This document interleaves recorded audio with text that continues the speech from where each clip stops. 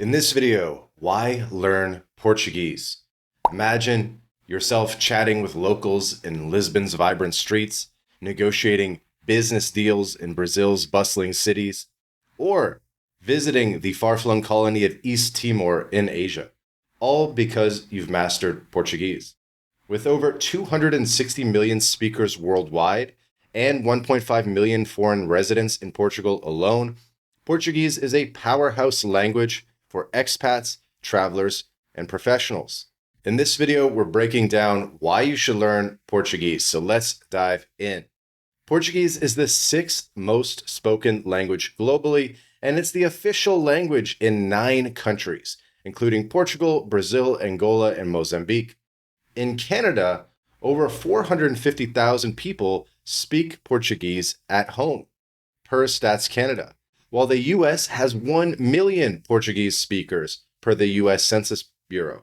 For expats, especially in Latin America or Europe, it's a key to integration, networking, career opportunities, language learning opportunities. It's the language of a 2.5 trillion GDP region per the World Bank and a cultural link for diaspora communities. I know in Boston, lots of Portuguese and Brazilians. Toronto, lots of Portuguese and Brazilians. Miami, lots of Brazilians. So this language is even useful when you go back to the East Coast or wherever you're from. Learning Portuguese is also essential for expat life in countries like Portugal or Brazil, and can be useful in other countries in the region as well, like Uruguay, Paraguay, Panama, etc. Learning the language also helps navigate the residency processes, decoding Portugal's D7 visa or Brazil's citizenship paperwork. And by the way, if you're interested in residency in Brazil, Portugal, or elsewhere, MyLatinLife, or a full-scale immigration consultancy, we can help you get residency or citizenship in any of these countries in Latin America, as well as Portugal and Spain. So there's a link in the description where you can book a call with us. We can answer all your burning questions, and we can put you on a path to getting that residency or citizenship in your hands.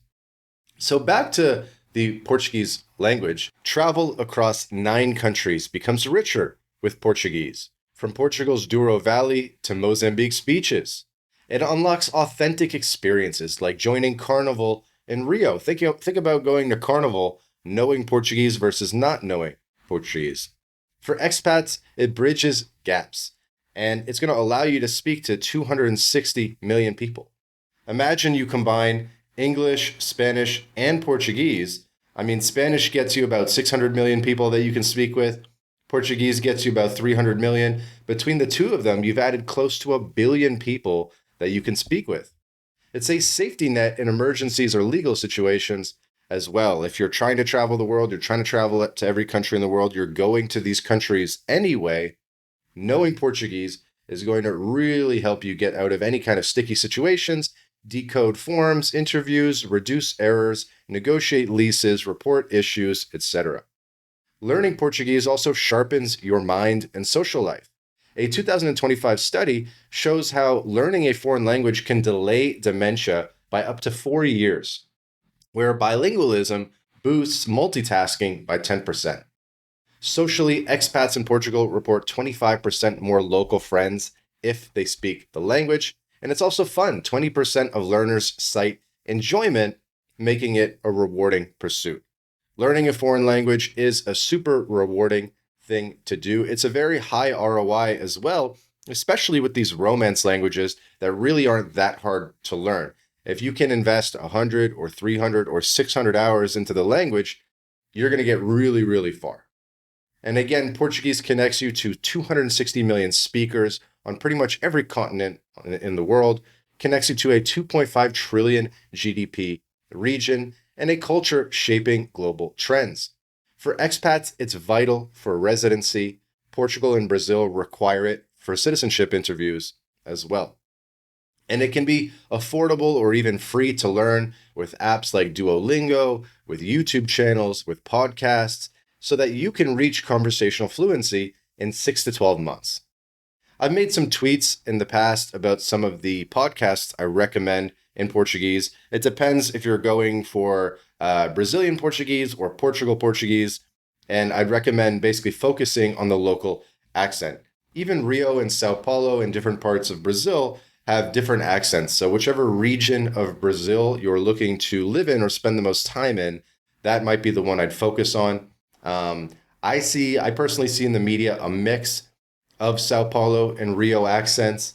So it's good to get familiar with both. It is a challenge, Brazilian versus European dialects, but this is fun. This is something that happens in pretty much every language. In French, there's Quebec French, French versus France, French. In Spain, same thing, Spain versus Latin America.